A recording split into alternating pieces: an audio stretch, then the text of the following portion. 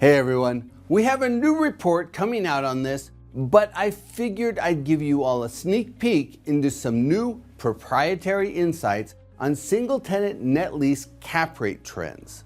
Now, single-tenant net lease properties are particularly popular with investors who want to capitalize on some unique advantages of commercial real estate investment, but who don't want to take on the management responsibilities often associated with real estate investments.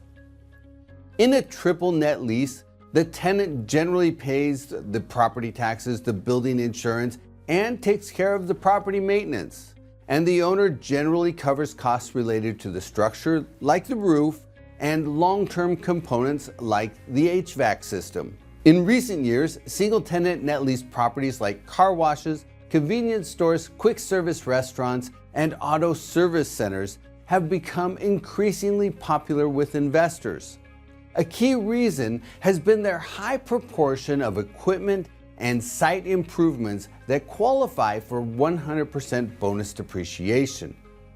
In 2023 and 2024, when bonus depreciation was stepping down to 80%, then 60%, some of these benefits were diminished. But the recently passed tax rules make 100% bonus depreciation permanent. So these types of properties are being favored once again. Because of their minimal management requirements, single-tenant net lease properties are frequently purchased by investors who want to reposition out of more management-intensive properties like apartments or single-family rentals. These investors frequently leverage 1031 exchanges in these transactions so they can roll their adjusted basis into the replacement property and defer taxes on any gains and on the depreciation they've already taken on the property they sold. And with a single-tenant net lease property, owners have less operating and maintenance responsibilities and expenses. The owner then collects the monthly lease payment from their one and only tenant at the new single-tenant net lease property. Because there's just one tenant, their credit worthiness becomes particularly important.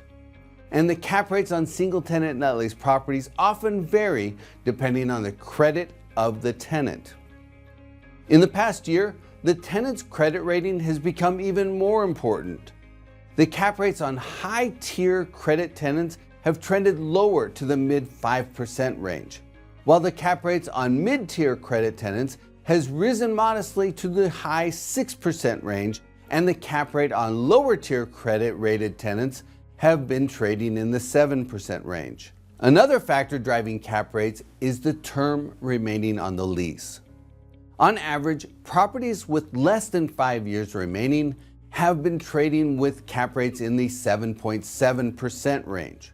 Properties with 5 to 15 years of lease term have averaged 6.8%, and properties with lease terms of 15 or more years have averaged 6.1% cap rates.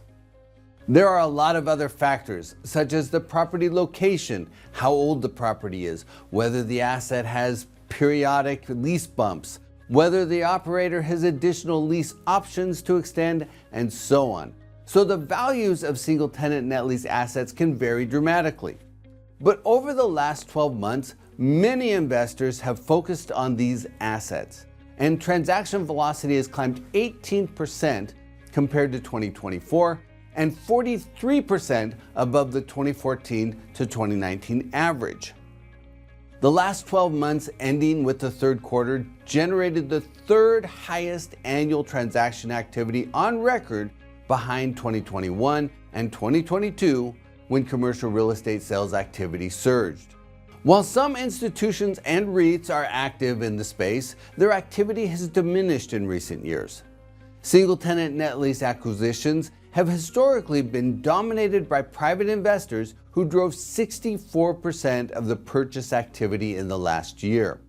And many of these investors have leveraged 1031 exchanges to exit more management-intensive commercial real estate as part of their retirement and estate planning processes. Now, you should check with your tax advisor regarding the use of 1031 exchanges, but migrating a portfolio from more management-intensive properties into easier-to-operate single-tenant net lease assets while deferring capital gains and the recapture of depreciation can be a great way to scale down the management needs of a real estate portfolio. This is just one more commercial real estate strategy for investors who keep their eyes on the horizon.